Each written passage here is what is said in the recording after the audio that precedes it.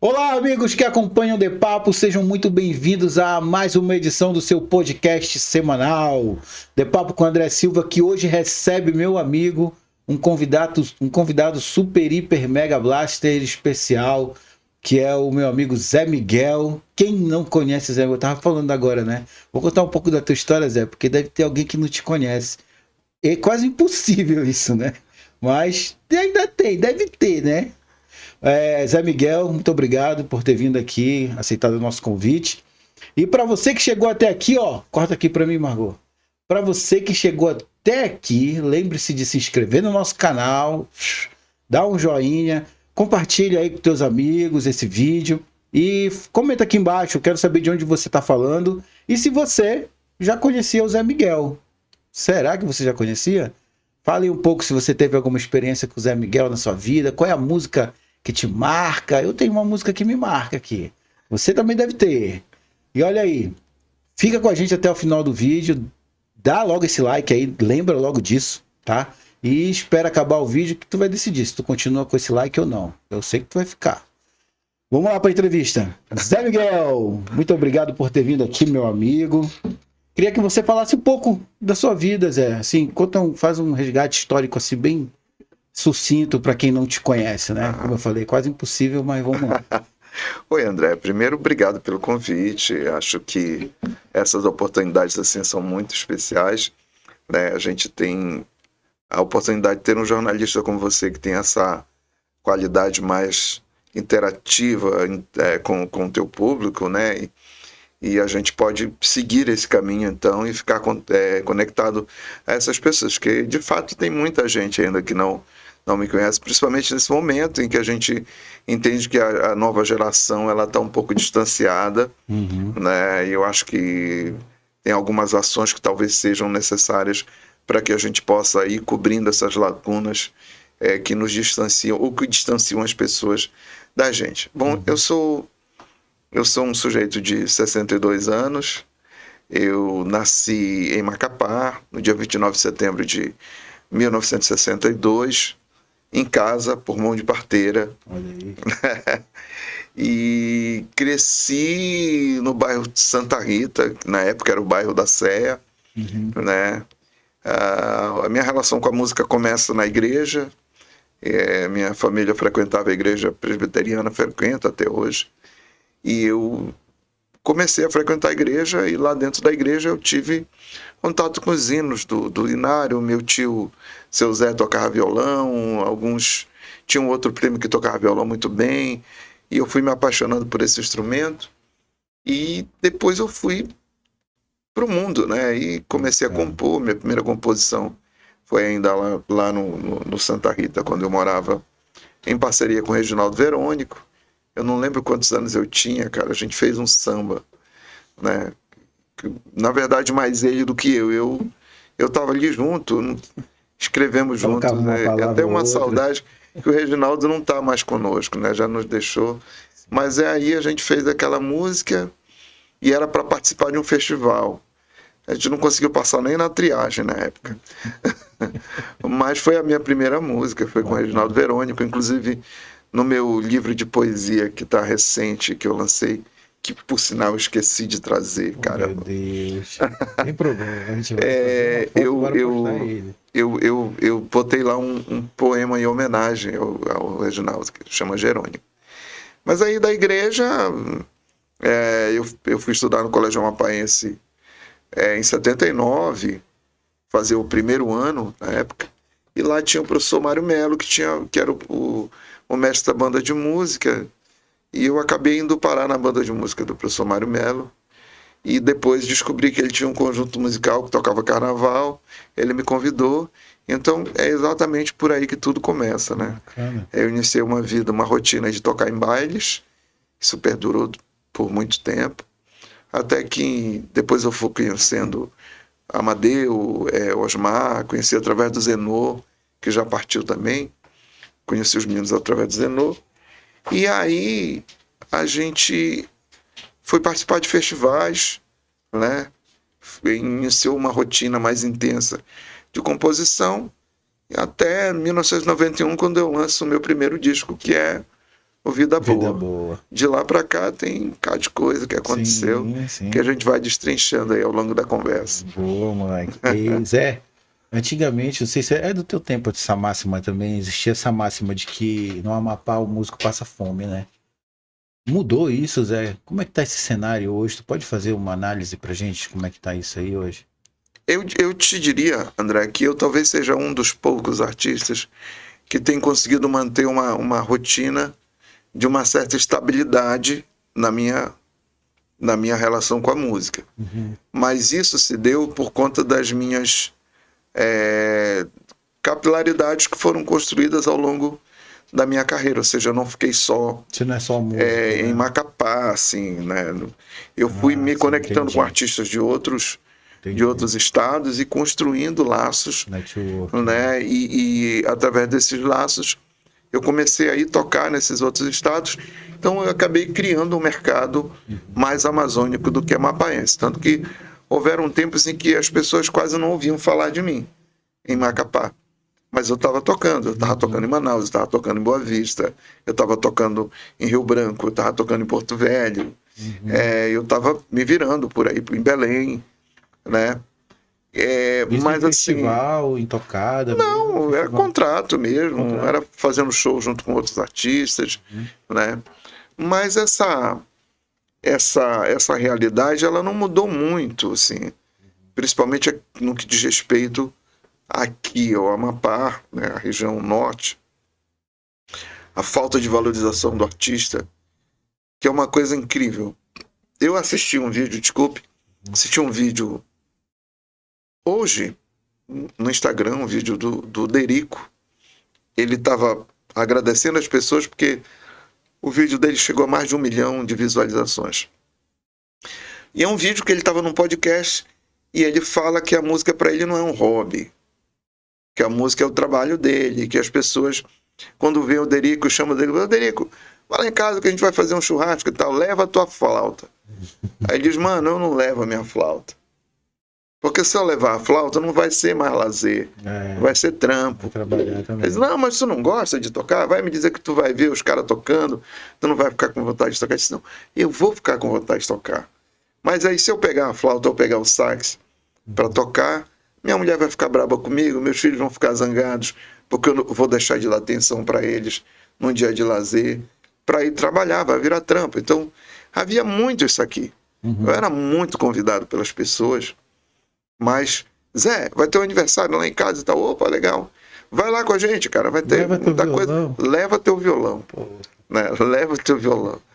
E parece que há um entendimento das pessoas de que o artista não precisa, sabe, sobreviver. Ele não come, ele não bebe, ele não veste, né?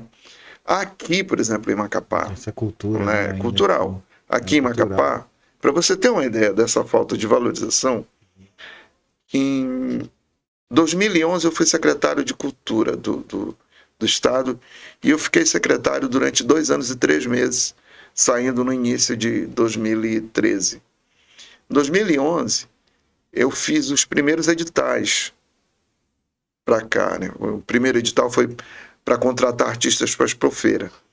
Então, no edital, eu coloquei o cachê de artistas do meu porte na época, que era na época de R$3.000, eu subi para 6 mil em 2011. Hoje, em 2025, você sabe quanto é que um artista recebe pelo credenciamento do Estado? 8 mil. Pouca coisa. 8 mil. 2 mil só subiu? 2 mil. De 2011 para cá. São o quê? São 14 anos. Deu uma congelada 14 anos depois. Não. E é um momento em si que você vê o município e o Estado contratando artistas de fora. De meio milhão. Pagando cachês milionários. Sim. Né? É cultural mesmo. Né? Mas o artista local não pode. Sabe? Isso não é de hoje, né? E o artista local não pode, o artista local também não consegue apresentar um bom trabalho porque ele não é pago para isso, ele não consegue, sabe? Por exemplo, eu acho que é um absurdo eu pagar para um músico que toca comigo menos de R$500. Boa. um cachê do músico que toca Teu comigo padrão, sim. no show do baile, no show que eu faço. Uhum. Só que quando eu recebo 8 mil, esses 8 mil tem que ser pago através de uma instituição, um instituto, uma associação. Não pode ser direto. Aí eu perco logo 15%. Então tira 15% de 8 mil para te ver quanto é que fica. Dessa grana é que eu vou pagar minha banda. Eu trabalho com 5 músicos. 5 músicos, mais um hold, Sim. mais um técnico de som. Sim. Não é? Sim. Então, Não é diferente dos outros músicos então, que o poder paga 700 mil, 500 sim, mil. Pô. sim. E aí é um absurdo. Eu me esforço para tentar fazer um espetáculo melhor possível, né? Mas eu não consigo ter a equipe que eu gostaria de ter, porque se eu pudesse, eu tinha uma banda com 2 percussionistas, mais eu tenho um só. Teria uma banda com um naipe de metal, 3 instrumentos de sopro, Sim. mais 3 vocais, Sim. né? É uma empresa, né? Parceiro. Quanto mais entra, mais você investe, né? Agora, a diferença entre a grana que é paga por um artista local, que é uma merreca, e a que é paga por um artista nacional, é que o artista nacional não paga uma água aqui. O dinheiro vai todo embora. Vai todo embora. Ele passa 4 horas. Ele não deixa nem o imposto da nota dele, porque a nota dele é de São Paulo, é do Rio, é do Recife, é de Fortaleza, é não sei de onde. Entendeu? Então a gente tira daqui. Tu tentou criar algum mecanismo na época para mudar isso aí, Zé? Na época que eu fiquei como secretário, a gente buscou valorizar a prata da casa. Né? A gente focava muito em valorizar. Mas aí você vê, por exemplo, a diferença de atitude. O cachê de um artista era 3 mil, eu passei a pagar 6. Né? 14 anos depois, a gente está em 8. Quer dizer... Parou essa questão da valorização, né? Então, e isso, o cachê de um artista do meu porte. Os artistas, tem muitos artistas que recebem cachês muito menores que isso. Né? Entendi, Zé. Ainda demoram para receber. Então, às vezes, o artista passa fome porque ele tocou para o município ou para o Estado. O Estado, eu tenho que confessar, o Estado é muito mais ágil no pagamento dos artistas. Ele tem um respeito muito maior. Mas tem artista que eu já encontrei com a pessoa, cara, eu não sei o que fazer, eu tô com um cachê para receber, não recebo, e tá faltando comida lá em casa. Então o cara às vezes liga pra gente para pedir ajuda, e a gente ajuda, vai se ajudando. Mas eu acho que a gente precisa virar essa chave. E já passou da hora, né? Precisa virar essa chave. Eu acho que o Estado como um todo, e aqui eu não estou apontando para A ou B. O Estado como um todo precisa entender que enquanto ele não valorizar o que tem, ninguém vem de lá aqui valorizar. Olha, eu estou super feliz com essa notícia do Sacaca ser o tema do carnaval da Verde Rosa, sabe? Porque junto com o Sacaca vai o Estado inteiro. É isso, sabe? Quem vende o Estado do Amapá não é Gustavo Lima, não é o Wesley Safadão, não é fulano, A ou B ou C. Não, esses caras vêm aqui, pegam a nossa grana, iludem o nosso povo e vão embora. Sabe? Quem defende o Amapá, quem fortalece a identidade do Amapá, do povo do Amapá, é a gente. É a gente que está aqui. É a gente que não desiste de cantar essa terra, de cantar as belezas, de falar dos problemas, das dificuldades. É a gente que está aqui. Boa. E o meu cachê, sabe? Quando ele vem, ele vai parar nos mini boxes do Brasil Novo. Sim, sabe? As famílias que tocam contigo, é distribuído, né? Nas famílias que tocam comigo, sabe? E circula aqui, fortalece a economia aqui, permanece aqui. Sim. Sabe? Então, eu acho que está na hora de se mudar esse pensamento. E aí, quando a gente tiver essa possibilidade, eu acho que o artista poderá, quem sabe, viver dignamente do seu trabalho. Você é um sonho, hein, cara? Pois é. Zé, por que Vida Boa virou o teu jingle, cara? Por que ele é assim tão querido, essa música? Por que ela é muito tocada? O que foi que tu fez nessa música, macho? André, cara, Vida Boa é uma música que também me inquieta. Eu busco entender. Vida Boa foi composta em 1990. né? Eu estava indo para Laranjal do Jari, naquela época só ia de barco para lá. Eu ia tocar, e aí eu não dormia à noite no barco, amanheci o dia sentado lá na proa, lá na frente, vendo o dia amanhecer, e aí aquela neblina assim, sabe? Acho que quase na altura do barco, o barco parecia ir cortando a neblina. De manhãzinha. Pra caramba, né? E eu vi um cidadão saindo, um ribeirinho, indo para a lida dele. Né? E eu fiquei pensando, no meio da floresta, aquela casinha, um trapichezinho.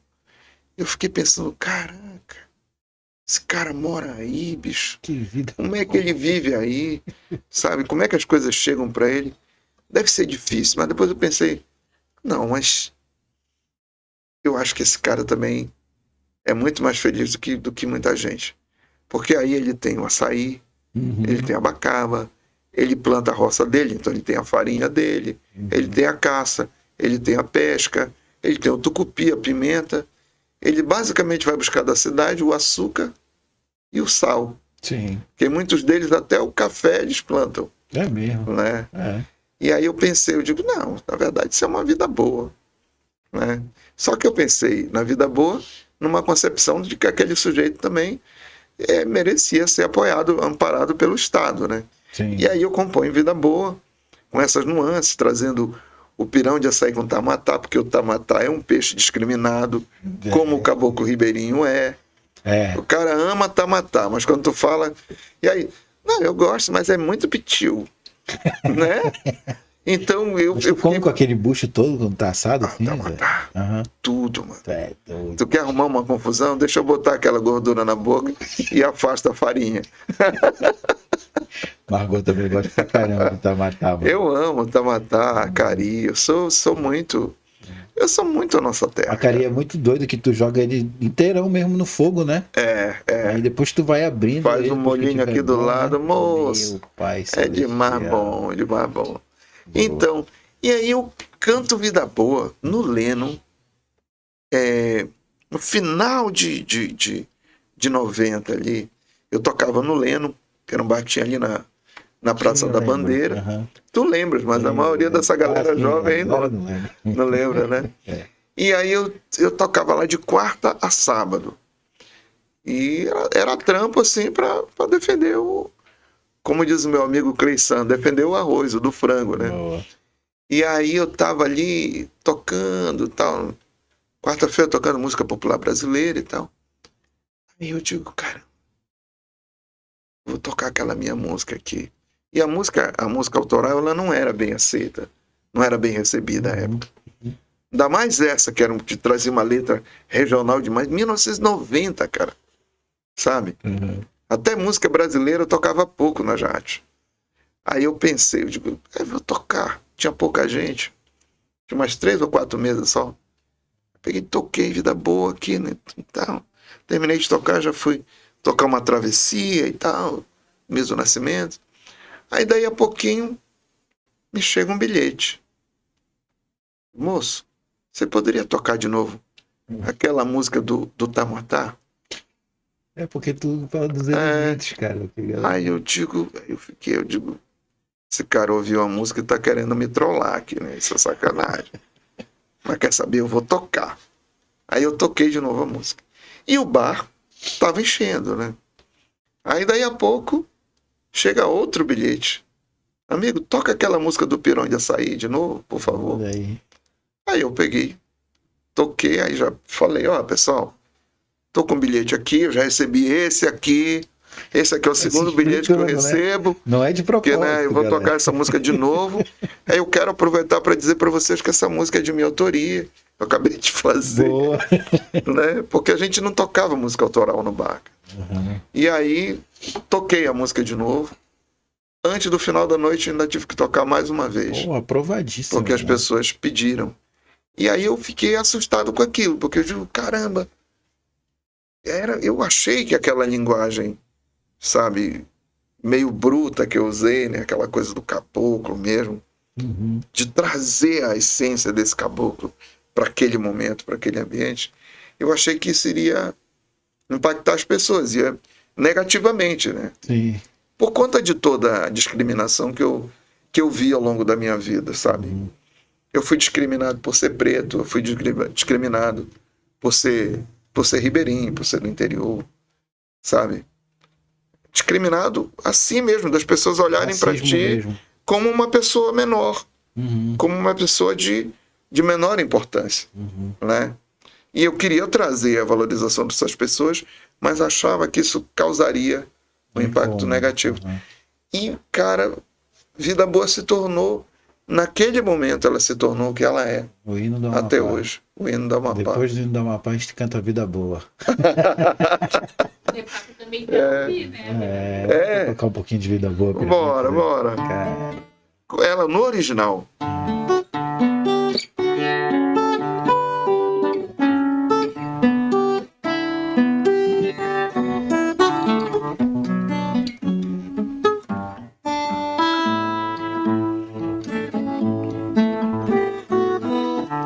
O dia nos chega toda manhã, com nuvens de fogo pintando o céu. Um ventinho frio sopra assim, assim. Vez em quando se escuta o canto do japim. A canoa balança bem devagar. A maré vazou, encheu, é pré-amar. O Zé vai pro mato apanhar açaí. Maria pra roça vai capinar. Arrisca, André. Vem comigo. A vida daqui é assim devagar. É bom demais. Precisa mais nada não pra atrapalhar. Basta o céu, o sol, o rio e o ar. E o quê? E um pirão de açaí pra matar. Yeah. Que vida boa, sumano. Nós não tem nem que fazer planos. E assim vão passando os anos. Eita, que vida boa. Que vida boa, suprimo. Nós só tem que fazer menino. E assim vão passando os anos. Eita, que vida boa. Cara, é o hino do Amapá, cara. O Zé vai pro mato apanhar açaí, tu cria todo um cenário, né? Tu explica todo aquele cenário realmente Sim, da vida do Ribeirinho. Da vida do Te Ribeirinho. ajudou porque tu és ribeirinho, tua família também é ribeirinha. Isso. Né? Legal, Zé. Foi muito gente- bom. A gente, na verdade, nós somos quilombolas, né? Eu sou quilombola, do Quilombo do Mel da Pedreira. Não é uma vida exatamente ribeira, que no nosso caso, a nossa realidade lá é o lago. Sim. Mas a gente tem toda essa rotina de, sabe, da roça, eu descasquei mandioca, eu ajudei a fazer farinha, nunca ralei mandioca, né? Ralava no ralo, cortei uma vez o dedo, ralei no catitu, mandioca, descascar mandioca, que era o que a gente mais fazia. Vocês tiravam aquele tucupi também? Tucupi, Eu tô com tapioca. uma dúvida aqui, cara. Eu sei Sim. que não cabe aqui isso, mas eu queria abrir aqui pra ti.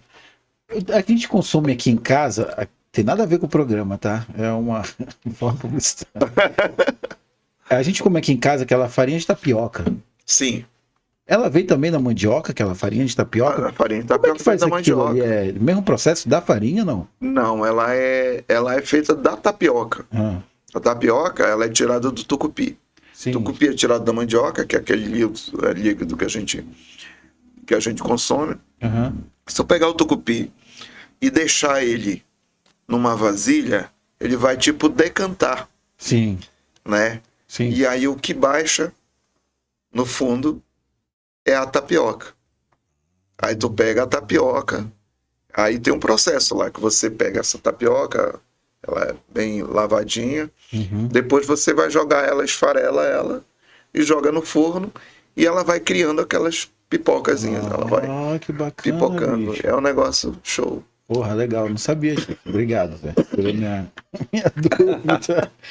Ei, Zé Miguel, algumas pessoas têm na música uma fonte que auxilia, né? Uma fonte auxiliar na vida, né? Principalmente na vida mental, espiritual.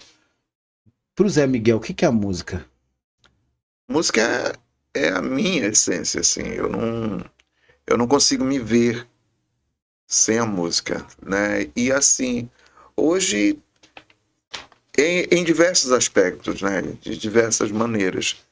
Porque assim, hoje a música para mim é muito mais do que a simples execução dela por si própria Uhum, num instrumento musical ou o simples ato de compor. uhum, Hoje, como eu sou professor de licenciatura em música e tive que me aprofundar nesse entendimento da música como um elemento importante para a formação integral dos seres humanos, eu já sei que a música está presente na vida da gente desde o útero da mãe, sabe? Que o nosso primeiro contato com ela é o pulso. uhum. O bebê no útero da mãe, a ciência até muito recentemente achava que o útero era um lugar silencioso onde a criança ficava completamente apartada do mundo até o momento em que nascia. Sim. Hoje a ciência já entende que essa criança ela é visitada pelos ambientes externos a partir da sonoridade. Uhum. E a primeira sonoridade com a qual ela tem contato é o pulso da mãe. E o pulso é a base da música. O pulso, aquilo, a batida que faz. É. Tu, tu, tu, tu, tu, Sim, tu. ele já ouve aqui. É aí que vem o ritmo, é daí que vem o ritmo, é daí que vem a pulsação da música e tudo. Uhum. Então eu digo que a relação da gente com a música é uma relação vital. E a minha não é diferente. Né? Então, hoje eu estava conversando com a minha esposa e ela estava falando, você assume muitos compromissos musicais, você tinha que focar no doutorado porque você está cheio de muitas tarefas. Eu disse, olha, eu não vou me suicidar como artista. Se eu tiver que deixar de ser artista para ser outra coisa, eu abandono as outras coisas. Se eu tiver que deixar de ser artista para ser doutor, eu abandono o doutorado. Né? Tem que dar certo, eu tenho que cursar o doutorado e tenho que continuar tocando. Porque senão eu não sobrevivo, cara.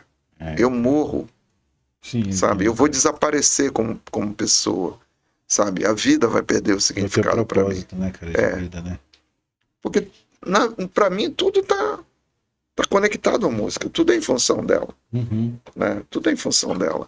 Eu quero concluir esse curso de doutorado para ter um salário melhor, ter uma qualidade melhor como professor, para ensinar melhor meus alunos, mas poder também ter mais tempo para poder me dedicar à minha música. Sabe? Sim. Sem ela, não existe Zé Miguel, de fato. E como é que foi teu início de carreira, Zé? Pode falar um pouco assim? Foi difícil? Como é que foi? Sim. Olha, eu já te falei um pouco dessa coisa de tocar no bar, né? Sim. Eu toquei em banda de baile durante muito tempo. Depois eu saí das bandas de baile e fui para o barzinho, tocar violão, fazer violão e voz. Porque eu senti que eu me sentia melhor com aquilo. Alguns amigos, como o Amadeu, já tinham também tomado essa atitude. Eu acabei indo para o barzinho e no barzinho comecei a experimentar tocar minhas músicas, aí fui me tornando conhecido como compositor. Gravei meu primeiro disco em 1991, no início do ano. Passei o ano inteiro com uma fitinha cassete debaixo do braço, buscando patrocínio para tentar finalizar, né, fazer o vinil na época. Uhum. Um ano inteiro, cara. Aí no final do ano eu consegui, lancei o Vida Boa no dia 20 de dezembro de 1991. Eu gravei em janeiro de 91 e fui lançar em dezembro de 91. E daí essa briga o tempo inteiro para ser valorizado, para ser reconhecido, sabe? Militante mesmo. Né? Militante Mesmo, né, da música. Sabe? Batalho. A gente tocar por cachês ínfimos. Quando era contratado, as pessoas queriam pagar sempre muito pouco. Uma luta de uma vida inteira. Pagar. Ou não queriam pagar. Né? Tanto que festa de aniversário leva teu violão. Né? Não, ele vai ter um aniversário lá em casa. Quanto é que custa o seu show? Não tinha isso não, parceiro. Era difícil. Então a carreira inicial ela foi muito complicada. Ela permanece difícil até hoje, mas hoje assim acho que o advento da tecnologia facilitou um pouco mais as coisas. Hoje, por exemplo, eu tenho um estúdio na minha casa. Tenho um estúdio de gravação. Se eu quiser gravar minhas coisas lá, eu gravo. Tu já grava um EP lá? Gravo. Tô com música rodando aí no Spotify que foi gravada lá em casa. Boa. Tem pelo menos 2 músicas. Tá conseguindo te adaptar nessa nova realidade aí, né? Mudou, né? Um pouco, né? De 10 anos pra cá, mudou muita coisa, né? Mas como é que tá isso? Olha o que aconteceu comigo de 2016 pra cá. 2016, nós estamos em 25. Sim. Tem o quê? 2016? Pra cá, 9 anos. 9 anos. Nos últimos 9 anos, eu voltei a estudar. Que eu fui fazer a licenciatura em música. Lá no IESAP. Tenho uma gratidão enorme ao IESAP, que me deu uma bolsa de 100% para eu poder fazer a licenciatura lá. Né? Eu mandei uma carta para eles dizendo que eu não tinha grana e perguntando se eles não queriam que eu fosse garoto propaganda da instituição e me dariam a bolsa. Eles me deram a bolsa e usaram muito pouco assim da minha imagem, na verdade. Zé Miguel, tu tá falando verdade, cara? Sério isso? Tu escreveu uma carta para a instituição? Escrevi uma carta para a instituição pedindo uma bolsa, dizendo que eu queria fazer o curso, mas eu não tinha grana para pagar. E eu não tinha. E a resposta dos caras, porra, já pensou os caras lendo? Me deram uma resposta positiva. Zé Miguel, não, peraí, porra. Era sim, vem cá, Zé. Aí eu fiz o curso de licenciatura no IESAP. Né? Quando terminou o curso, eu fiz uma pós-graduação lá no IESAP mesmo, em metodologia do ensino da música. E aí apareceu a prova do mestrado da Unifap. Sim. E eu pensei, vou arriscar. Provavelmente não vou passar, mas eu vou arriscar. Fui lá, fiz a prova, passei. Aí eu fiz o mestrado. E aí eu nunca tinha feito concurso na vida, porque eu achava que não era para mim. Moleque lá do interior, sabe? Preto, não é para mim. Mas já que eu tava nessa vibe, né, de aparecer os concursos, eu comecei a fazer. Fiz 3, passei em 2. Olha, esse Zé Miguel. Passou em qual, Zé? Eu passei no concurso da SED, no último concurso da SED, 2022? Foi 2022. Aí depois eu fiz o concurso para técnico da UEAP, não passei, porque eu estava estudando, né, no mestrado e tentando me preparar para o concurso de professor, que ainda ia abrir. Aí abri o concurso de professor da UEAP, eu fiz, passei. No dia 29 de maio do ano passado, eu fui chamado, eu assinei a minha admissão na UEAP, e nesse mesmo dia eu fui chamado no concurso da SED. Aí eu não pude assumir por conta da UEAP, que é dedicação exclusiva. Bacana, né? Zé. Mas aconteceu tudo isso de lá pra cá. O que te moveu para uma direção aí, né, cara? Pois é. Começou a te mover para uma direção e isso te levou pra cá agora. Aí mudou a vida, mudou. Bacana. Em alguns sentidos. Mas tá legal, cara, porque eu tô fazendo uma coisa. Me apaixonei também pela docência, tá sendo legal. Tá gostando desse lance de docência? Fala um pouco pra mim sobre tanto quanto eu gosto de ser artista. Você imagina. Mas tá sendo muito legal, cara, porque é oportunidade. O moleque vai entrando na universidade, aí quem chega lá na primeira aula dele, quem é o professor? Zé Miguel. Porra, moleque! Realmente, eles ficam... As primeiras aulas aí, Pô, vamos bater a foto, professor, e tal. Depois eles acostumam, né? Mas as aulas são muito legais, assim, de música é Tem muito bacana. know-how, cara. Aí tu pegou um pouco de bibliografia, né? Pegou um pouco de academia e Sim, trouxe o que tu já tem de exato, bagagem, né? E que exato. tu usa dentro das tuas aulas. Exatamente, exatamente, Bacana, Zé. exatamente. E aí a gente, final da aula, alguém tem que tocar, né, pra gente. Tem dia que eu toco pra eles, tem dia que eles tocam pra mim. E aí a gente vai. Tá sendo muito legal, cara. Através da educação a gente consegue tocar a vida das pessoas. É um pouco diferente do que você faz com a música, sabe? Mas é muito legal também porque você consegue ajudar essas pessoas a caminharem para o futuro com um pouco mais de segurança, sabe? Um pouco mais de Bacana. tranquilidade. Isso dá pra gente uma sensação de bem-estar, sabe? Fantástico. Massa. Zé Miguel, essa semana a gente esteve lá tá rolando o Amazônia Summit, não, Inova Amazônia Summit, maior evento de bioeconomia, né, que tem aqui no Amapá, e a gente esteve lá. Te convido para te assistir o vídeo aí que a gente preparou. Olá, Maravilha. gente, eu sou Carmen Alana e a convite do Não tá DEPAP saindo com som, o André não, né? Silva, estou aqui no Tá saindo? Sebrae Só para por mostrar cima. para vocês um pouco da programação que está acontecendo Tá do saindo? Inova Ah, Amazônia deu nem pra ouvir, Summit Zé. Amapá. Eu Então vou te venha passar esse comigo. vídeo para tu ouvir, Zé. Vamos olhar as imagens aí. É um evento que tá acontecendo esse ano, né? São 3 dias, encerra hoje. O evento Inova Amazônia Summit Amapá 2025 é uma realização do governo do Amapá em parceria com o Sebrae. Assim como o governo do estado e o Sebrae, parceiros estão reunindo empreendedores. Olha que bonito, no Sebrae lá. É, lá no Sebrae. Aquela área externa. E Isso, inovadores e no auditório que estão também. construindo o futuro Mais de da 120 Amazônia. expositores. Miguel Falabella teve aí. Olha só, Hoje tem esse Carlinhos stand Brau lá, aqui. se não me engano. Tem É, hoje soluções encerra o Carlinhos incríveis Brau. sendo apresentadas, desde a tecnologia sustentável até a inovação em produtos da nossa biodiversidade.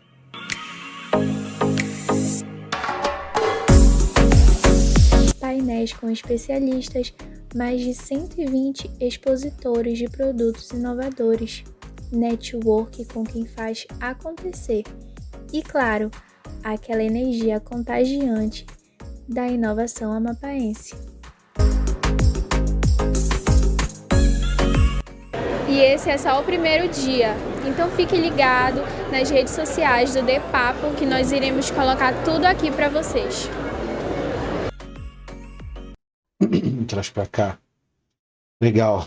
Então é um evento bacana, encerra hoje e vai ter outros eventos de bioeconomia. Agradecer aí os nossos apoios, né? O governo do estado apoiando aqui, o DEPAPO, né? E o celisnafs.com. Valeu, obrigado. Olha aí, Zé.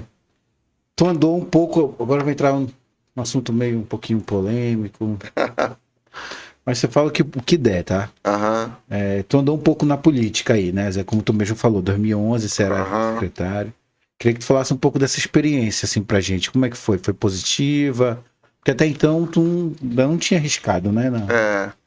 Olha, tudo acrescenta um pouco, né? Tudo faz você evoluir um pouco. Uhum. Mas, assim, a experiência com a política, a experiência de uma candidatura, foi uma coisa que eu fiz uma vez para nunca mais. Eu não quero aquilo.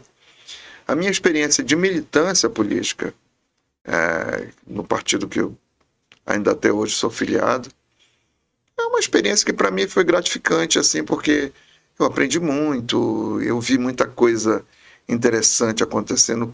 Eu participei de momentos importantíssimos, como, por exemplo, o projeto Encontro dos Tambores. Uhum. Foi elaborado em 1995, quando eu trabalhava na Fundecap, na Fundação de Cultura do Estado, junto com Val Mignome, com Joãozinho Gomes, com Bi Trindade, Juvenal Canto. Né? Nós trabalhávamos ali na secretaria, e um dia, num bate-papo, o Val Mignome comentou, disse, pô, pessoal, você sabe, eu acho que tem muito preto aqui do Amapá, que mora nesses interiores do município, que não são parentes e nem se conhecem. porque não conseguem se encontrar. Ah, A gente podia dar um jeito de fazer um projeto para botar esse povo para se encontrar. olha. E daí nasce a ideia do Encontro dos Tambores. É porque vem comunidades, né, de várias partes do Amapá. Daí nasceu a ideia do Encontro dos Tambores. Nós elaboramos o projeto ali. A primeira edição dele foi realizada em 95, ainda no Curiaú. 95, 96 foi realizado no Curiaú. E depois foi transferido para o Centro de Cultura Negra. Então, eu pude conviver com desenvolvimento sustentável, uma proposta de um programa de desenvolvimento sustentável que foi proposto pelo partido, pelo PSB na época, que era o Capi, que era o governador, lá na década de 90, quando a gente não tinha nem a Eco 92, foi em 92, né? E aqui a gente já estava discutindo sustentabilidade naquela época. Era muito criticado, o programa foi muito criticado. As pessoas ficavam dizendo: a gente vai viver de patê de chicória, que não sei o quê. E eu já entendi aquilo. A mensagem era aquela de valorizar o nosso produto, sabe? Valorizar quem nós somos, o lugar onde nós vivemos e trabalhar de preferência com a floresta em pé, né? E as riquezas que tem lá dentro, que a gente não precisa derrubar. Olha, está se falando de biojoias aqui, de biotecnologia, né? As pessoas continuam investindo nisso. O Capi está produzindo vinho tinto de açaí. Né? Isso é experiência com biotecnologia. Isso, quando a Europa descobrir, cara, sabe? Isso pode virar uma febre mundial, sabe? Isso pode trazer... Já nem sobra açaí pra gente. Já, pois é, isso pode trazer dinheiro para cá a rodo. Sim. Sabe? Porque o que a Europa consome de vinho... Coisas que já são conversadas lá atrás. Né? Tu imagina um vinho vindo da Amazônia, feito a partir do açaí. Que quando você prova é a mesma coisa dos outros vinhos. Né? Então, a política, a militância política, ela me deu a oportunidade de conviver com essas coisas. E aí eu acho isso fantástico. Eu acho que me ajudou muito na minha vida, na minha construção, sabe? Da minha visão de mundo, enfim. Mas assim, se tu me perguntas hoje, e como é que tá? Hoje eu não quero mais isso também. Hoje eu não quero mais a militância política. Eu acho que cabe a militância cultural, cabe a militância na educação, que é uma coisa que eu já estou... Porque eu acho que aí eu ainda posso fazer alguma diferença, de verdade, né? E a candidatura, cara, foi uma decepção, assim, a forma... Eu tive na época 1.610 votos, o que era muito voto, para quem não tinha nada de dinheiro. Primeira vez. Mas eu tive a oportunidade de ouvir várias pessoas na casa delas, eu entrava para conversar. E as pessoas me parabenizavam pela campanha, pela decisão, pela candidatura. Mas não dá, porque minha filha é assessora do fulano de tal. Quase toda casa que a gente entrava, de família grande, já estava fechado. Tinha uma pessoa com uma assessoriazinha merreca, mas a família toda fechada. Olha, Zé, aqui nós somos 15 votos, mas minha filha é assessora do fulano de tal, então... Eu cheguei a perguntar na época, e quanto é tal assessoria? Ela ganha R$200, mas ajuda ela. Na época era outro. Mas vamos colocar em valores atuais, seria aí uns R$500, talvez 500, R$600. Mas aí tinha 15, 16, 18 votos garantidos. É ruim. De uma família só. É difícil, né? Aí eu percebi... Covarde. É covarde, não tem como, sabe? Aí você fica com esse monte de caras ocupando cargos que teoricamente seriam para viabilizar uma vida melhor para as pessoas, mas eles estão preocupados com o próprio bolso, com a própria vida deles. E aí eu pensei, não quero mais isso para mim, né? Eu quero a militância na educação, que aí eu posso, sabe, transformar vidas. Boa. Pode transformar desse lado também, eu quero a militância na cultura, que aí eu posso tocar o coração das pessoas, sensibilizá-las para a vida. E Zé, sempre tem no show aqueles caras chatos que pedem aquela mesma música o tempo todo, né? Além de vida boa, Zé, qual é a outra música que o pessoal pede muito pra ti, assim, no bar, assim, onde tu vai tocar? Se não tocar Pérola Azulada, meu endereço, Aí é pedrada. Né? Dá pra tocar então, Zé? Dá, vamos lá. Depois a gente quer ouvir uma nova. Tem nova aí, não tem? Tem música nova, tem aí? nova, tem uma novinha.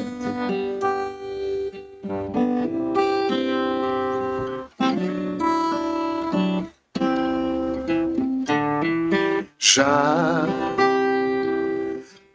aprendi a voar dentro de você, ancorar no espaço ao sentir cansaço, órfãos da jornada.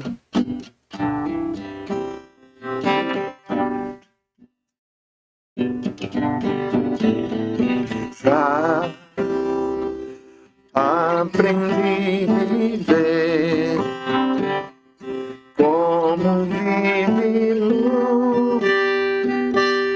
um cacique arara, cultivando a aurora,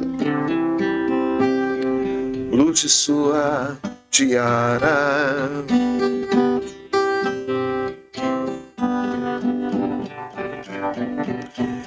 Eu amo você, terra minha amada, minha roca, meu iglu, minha casa. Eu amo você, pérola azulada, conta no colar de Deus, pendurada, benção minha mãe.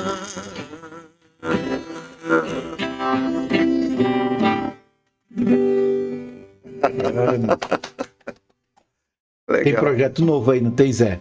Então, vou falar um pouquinho sobre isso. Eu tô com o projeto Quarta Tucuju, que nasceu, na verdade, de uma provocação do meu amigo Chore, um cantor maravilhoso que temos aqui de samba e pagode. A gente tem conversado muito, e um dia eu estava conversando com ele e falou: Zé, cara, uma música mapaense foi uma música que já esteve muito na pauta assim, da noite. As pessoas saíam de casa para ir ouvir música mapaense no bar e tal, né? E atualmente isso não está acontecendo. Bora fazer alguma coisa. Vamos lá, só que eu tô sem tempo para produzir, para... Aí disse, não, deixa que eu organizo. E aí ele conversou com o pessoal lá do restaurante Predileto. Pode falar, né? Pode falar. E então, aí propuseram essa ideia da gente fazer uma quarta-feira, uma quarta Tucuju, que começou esse mês agora, né? Foi no último dia 14. Uhum. Vamos ter agora a próxima, dia 16 de junho. Aí eu tive lá, recebi o Osmar como convidado. Olha aí. Rapaz, a noite surpreendeu a gente, sabe? Público muito legal. Bacana. Público grande mesmo. E assim, está sendo vendido à mesa por um valor interessante. Bacana. As pessoas foram, não reclamaram. E no final, assim, que eu tenho mania de descer do palco e circular entre as mesas, agradecer, né? Uhum. As pessoas, muita gente falando, perguntando quando era a próxima, que iriam voltar. Eu espero que voltem mesmo, Olha né? aí, bacana. Então a gente está aí com Quarta Tucuju, Uhum. na sua segunda edição, que vai acontecer agora dia 16 de junho. E a ideia é mobilizar as pessoas para curtirem a música mapaense, né? E tem música nova? Tem música nova também de um projeto que eu já estou levando a cabo há algum tempo. Projetinho chamado Gerações. Porque eu percebi que a gente está ficando muito distante dessas novas gerações, Uhum. né? E eu pensei, eu acho que tem que falar a mesma linguagem deles, mas melhor para falar essa linguagem, melhor fazer isso em contato com alguém que já fala, né? Sim. Então comecei a compor com artistas novos, gravar com eles Bacana, pô. e lançar. Essa música aqui é com uma moça chamada Letícia Adriane, chama Acordei. Por incrível que pareça, a letra é minha e a música é dela. Olha aí como ficou.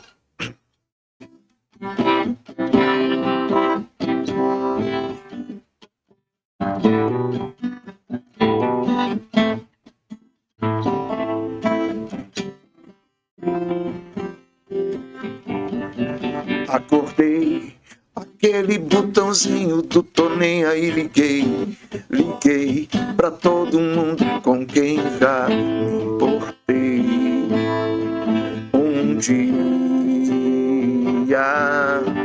e falei, não quero mais saber de nada que eu já sei. Não vou mais dizer nada sobre o que eu não sei. Vou me livrar de coisas que até hoje guardei. Serei apenas o que quero ser, apenas o que sou, me basta. Não há mais nada pra dizer. Não tenho mais tempo a perder.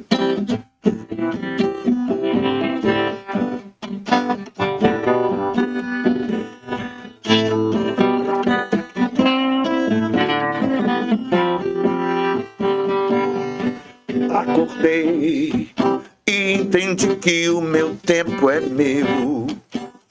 Não é de tanta gente que nunca entendeu que eu sou o meu melhor e não o que esperam de mim. Parei de me importar com o que pensam aqueles que sempre me inventam ao seu bel prazer.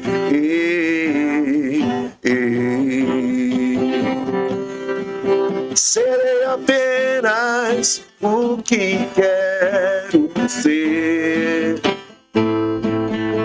apenas o que sou, me basta. Não há mais nada, nada pra dizer. Não tenho mais tempo a perder. Acordei, acordei, acordei, acordei.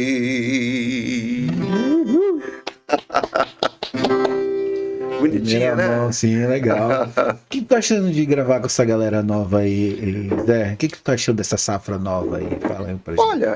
Olha, essa música eu acho que ela diz muito, assim, disso, né? Vê a qualidade da música? Sim, sim. Né?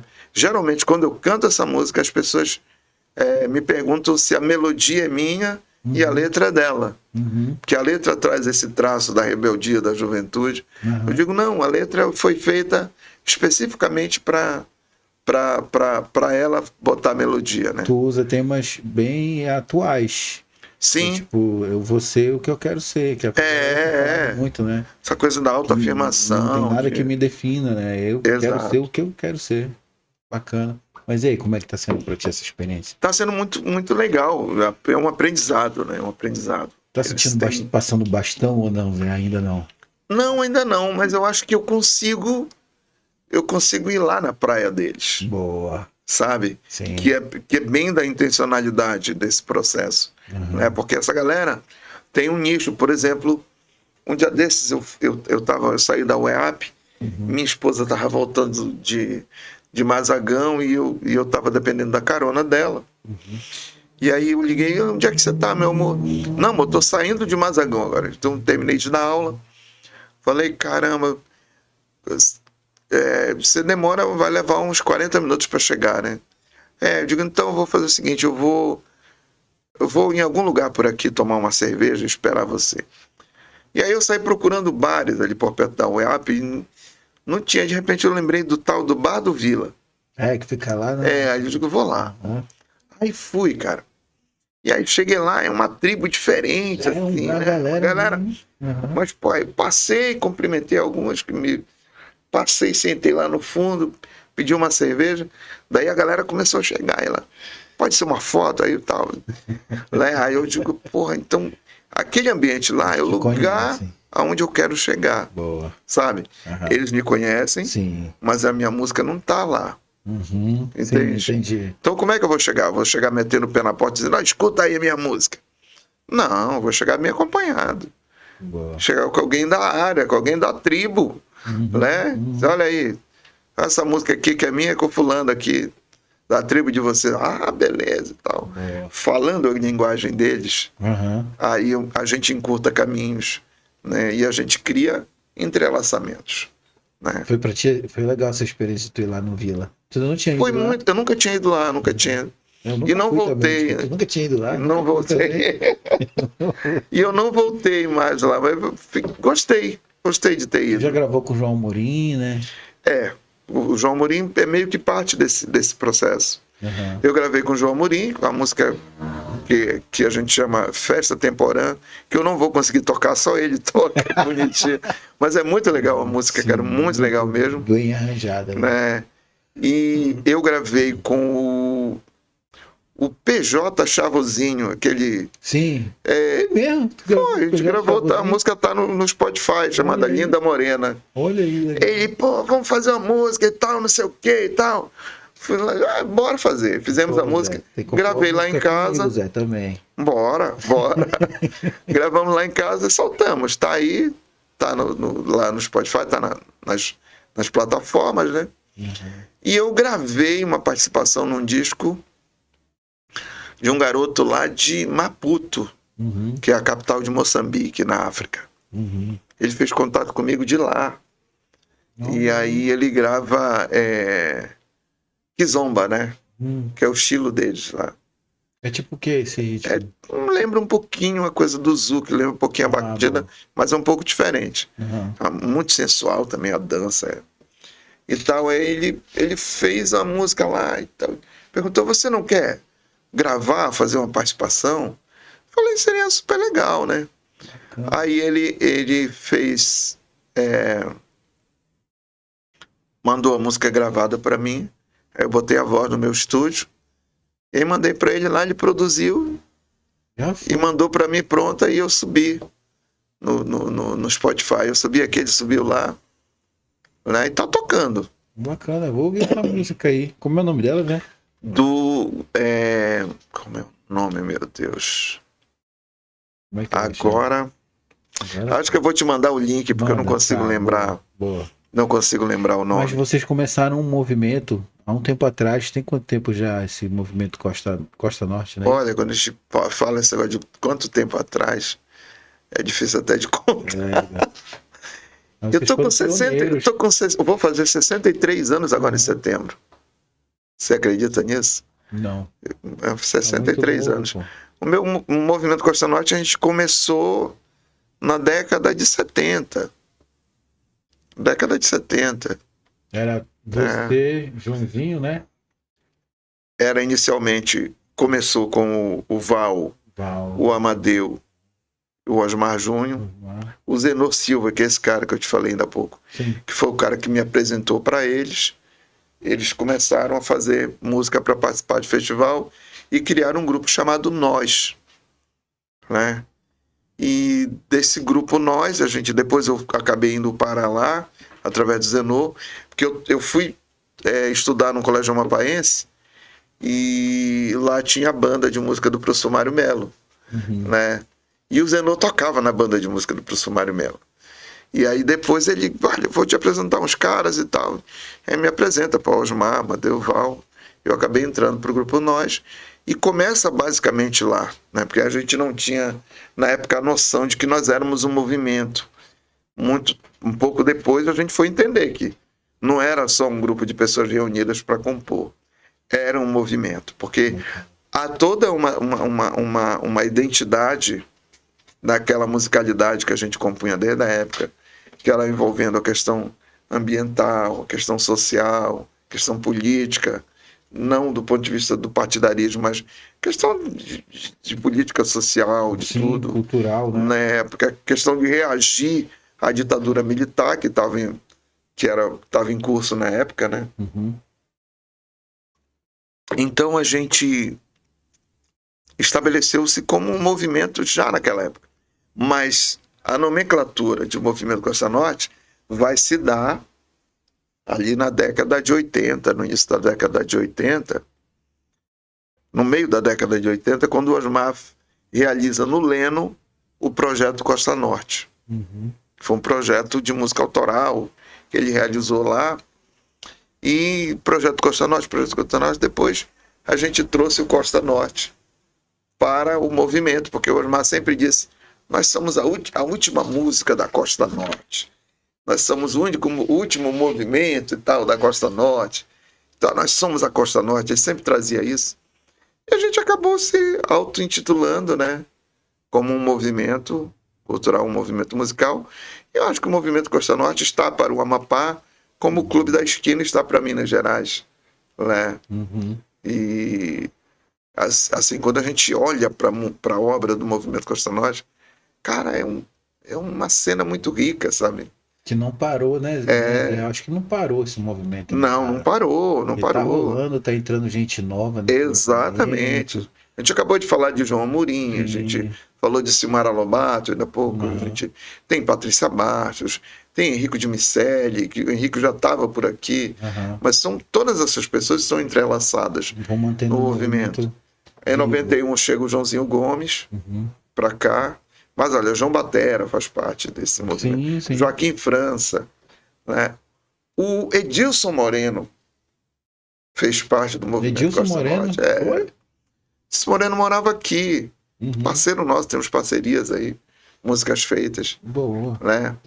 E isso é muitos anos, eu não consigo mensurar, mas eu acho que mais de 40 anos. Como é que, Zé, a gente está caminhando para o fim. Como é que a gente faz para encontrar o Zé Miguel por aí?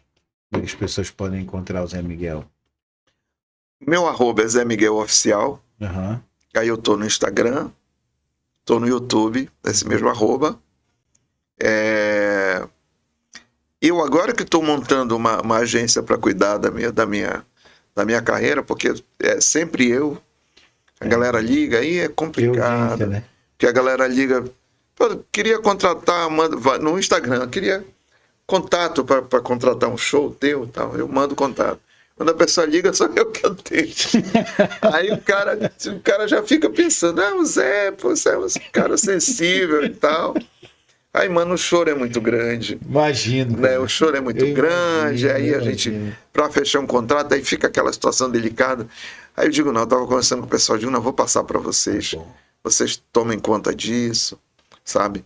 Eu tô com muita coisa ao mesmo tempo. É doutorado, são as aulas, é a carreira para administrar. Né, também na idade também não dá mais. Pois né? Já foi, né? Olha como é que tá a minha vida. Agora, no início de junho, eu tô indo para Belém para participar do TEDx Amazônia. Eu vou fazer lá uma palestra show, que é uma palestra de 12 minutos que você faz dentro do TEDx. Né? Legal, Zé. Qual o tema que tu vai? Música? Eu vou falar de música e meio ambiente. Nossa, cara. Né? Então vou falar de uma música minha chamada Terra Ferida, vou falar de Pérola Azul, e vou tocar Terra Ferida e depois Pérola Azulada. E vou falar sobre a colonização, né, o que aconteceu desde a colonização para cá. É tudo muito rápido. Né? 12 minutos. A minha fala, eu começo dizendo: Cacique Raoni não fala português. Não é que ele não saiba falar português. Ele não fala português porque ele decidiu não falar. E ele decidiu não falar português porque ele entende que quando você fala um idioma, você veste a cultura daquele idioma. Né? E o português é a língua do colonizador. E ele não quer vestir a cultura do colonizador. Ele quer vestir a cultura dele. Ele já chega logo com 2 pés na peito, logo tudo. Mas por falar em colonizador, fica uma pergunta no ar. O que teria acontecido se, quando eles chegaram aqui, ao invés de invadirem o país, subjugarem as pessoas, eles tivessem decidido aprender a língua dos povos que estavam aqui, a língua dos povos originários? Através dessa língua eles poderiam falar com o rio, com a floresta. Será que nós teríamos a devastação que nós temos hoje? Será que não seria diferente? Mas infelizmente não foi. E o que nós temos hoje é... Aí eu toco terra ferida. Nossa, pô. Já prendeu a atenção da galera. Pô, já chegou com os dois pés na... Aí depois eu faço uma outra pequena fala e toco Pérola Azulada. E aí me despeço dizendo que espero que tenhamos aprendido um pouco. Acho que tu é o primeiro mapense que vai pro TED, né? Eu acho que é. Outro. Não, acho que não. É o primeiro. É. Bacana. Nem sabia que tinha aqui na... É a primeira vez que vem aqui pro Pará? É? Aham.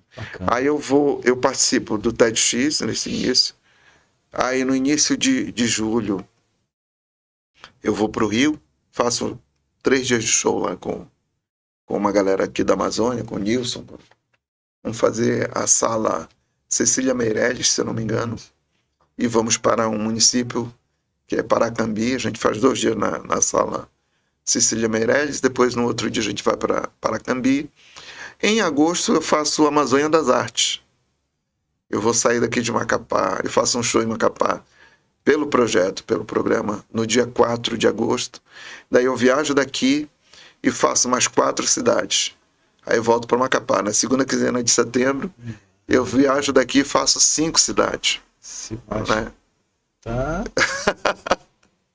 E tudo isso fazendo doutorado, meu amigo. Tudo isso trabalhando. Esse bicho quer fazer esse doutorado dele. É loucura, é loucura. Acho que é legal, dá tempo, né, mano? É bom que dá tempo. Olha, os professores vão ficando meio aborrecidos comigo, porque falta aqui e ali, não tem jeito. Mas eram compromissos assumidos, né? Sim. Diante do doutorado, infelizmente. Ou felizmente, eu tenho que cumprir. Zé Miguel, muito obrigado de novo e espero que você possa voltar novamente aqui. Já é a segunda vez que a gente senta para bater um papo assim, uma conversa. Antes eu tinha um programa em 2010, eu acho, ou antes disso. Era o Sonar no Ar. E aí eu chamei o Zé Miguel para ir comigo lá na Rádio Comunitária Novo Tempo. Novo Tempo. Lá no Novo Horizonte. Não existe essa rádio? Tá fechada. Tá fechada. Fechada. Que pena. Infelizmente. É uma rádio comunitária, né? Aham. E aí, para você que ficou até aqui, muito obrigado. Lembre-se de se inscrever no nosso canal, se você ainda não se inscreveu, de dar um joinha, curtir, compartilhar com o máximo de pessoas que você conseguir. Agradecer aqui a Margot, que está mandando ver ali nas máquinas. Muito obrigado. E a todos que nos assistiram até agora. Muito obrigado, Zé Miguel, muito obrigado. Obrigado, querido, obrigado. Foi lindo, maravilhoso. Deixar essa solicitação, me sigam aí, por favor. Pronto. Nas minhas redes sociais, né? Tô no Instagram, tô no TikTok, TikTok eu não sei lidar direito, mas tô por lá. E tem um canal no YouTube, Zé Miguel Oficial, tem um bocado de vídeo lá. Segue a gente lá, curte, compartilha. Valeu. Valeu, pessoal. Até a próxima. Fomos. Tchau. Zé Miguel. Show. Obrigado, mano. Legal.